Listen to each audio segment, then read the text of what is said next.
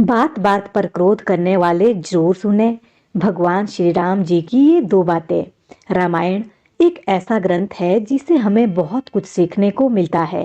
जीवन की कई समस्या ऐसी है जो इस ग्रंथ को समझने मात्र से ही दूर हो जाती है। दोस्तों, ये प्रेरक प्रसंग उस समय का है जब भगवान श्री राम ने लंका पर चढ़ाई की और भीषण युद्ध चल रहा था। दूसरे दिन मेघनाथ से लक्ष्मण का अंतिम युद्ध होने वाला था। मेघनाथ अपने पिता की तरह स्वर्ग विजेता था।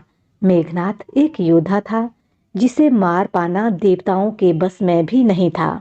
मेघनाथ एकमात्र ऐसा योद्धा था जिसके पास ब्रह्मास्त्र, वैष्णव अस्त्र और भगवान शिव का पाशुपतास्त्र तीनों थे तथा इंद्र को परास्त करने के कारण ब्रह्मा जी ने उन्हें इंद्रजीत की उपाधि दी।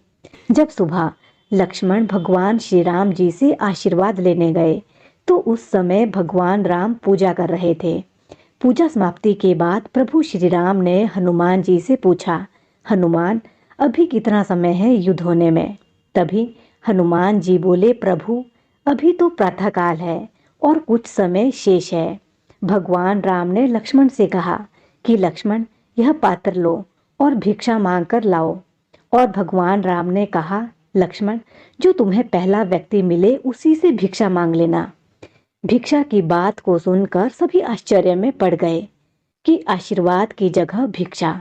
लेकिन लक्ष्मण भगवान राम की आज्ञा को नहीं टाल सकते थे और उन्हें जाना पड़ा। जब लक्ष्मण भिक्षा मांगने निकले तो उसे रास्ते में सबसे पहले रावण का एक सैनिक मिल गया और भगवान राम की आज्ञा के अनुसार जो भी कोई पहला व्यक्ति मिले उसी से भिक्षा मांगनी थी। एक बार तो लक्ष्मण ने सोचा कि यदि भाइयों की आज्ञा ना होती तो मैं इस सैनिक को यहीं मार देता। लेकिन लक्ष्मण आज्ञा अनुसार उस सैनिक से भिक्षा मांग लेते हैं। उस सैनिक ने अपनी रसद में से कुछ अन्न लक्ष्मण को दे दिया। लक्ष्मण उस अन्न को भगवान श्री राम को अर्पण कर देते हैं। उसके बाद भगवान राम ने उसे विजयी होने का आशीर्वाद दिया। अब वहां पर भिक्षा का कारण किसी को नहीं पता था, लेकिन कोई पूछ भी नहीं सकता था और यह सबके लिए एक प्रश्न बनकर रह गया। इसके बाद मेघनाथ और लक्ष्मण के मध्य भीषण युद्ध हुआ। लक्ष्मण और मेघनाथ युद्ध रामायण का सबसे भीषण युद्ध था। जब मेघनाथ लक्ष्मण को पराजित नहीं कर पाया तो अंत में मेघनाथ ने त्रिलोक की सबसे शक्तिशाली शक्तियों को लक्ष्मण पर चलाया। सबसे पहले ब्रह्मास्त्र चलाया, उसके बाद पाशुपतास्त्र और अंत में नारायण अस्त्र चलाया। इन अस्त्रों की ब्रह्मांड में कोई भी काट नहीं थी। यदि यह अस्त्र किसी पर छोड़ दिए जाते हैं तो अपना कार्य पूर्ण करके ही वापस आते हैं। लेकिन मेघनाथ ने देखा कि लक्ष्मण ने बड़े ही विनम्र भाव से इन सभी अस्त्रों को सिर झुकाकर प्रणाम किया और वे सभी अस्त्र लक्ष्मण को आशीर्वाद देकर वापस लौट आए। मेघनाथ को पता चल गया कि लक्ष्मण कोई साधारण मानव नहीं, यह अवश्य ही नारायण का अवतार है और वह जोर जोर से हंसने लगता है कि उसे मारने के लिए स्वयं भगवान को धरती पर जन्म लेना पड़ा। यह सब होने के बाद लक्ष्मण ने श्री राम का ध्यान करके मेघनाथ पर बाण चलाया और मेघनाथ का सिर कटकर जमीन पर गिर गया और लक्ष्मण की विजय हुई। उसी दिन भगवान राम संध्याकालीन शिव की आराधना कर रहे थे। वह भिक्षा वाला प्रश्न अभी तक रह गया था।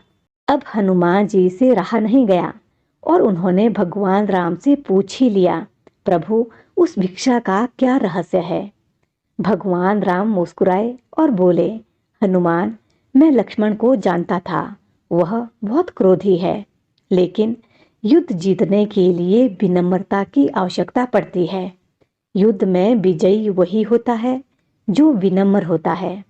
भगवान राम आगे कहते हैं कि मैं जानता था मेघनाथ युद्ध में ब्रह्मांड की चिंता नहीं करेगा, वह अवश्य ही दिव्यास्त्रों का प्रयोग करेगा। इन शक्तियों का सामना विनम्रता ही कर सकती है।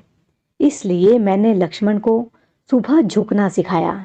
जब एक वीर शक्तिशाली व्यक्ति भिक्षा मांगेगा तो उनमें विनम्रता स्वयं प्रवाहित होती है।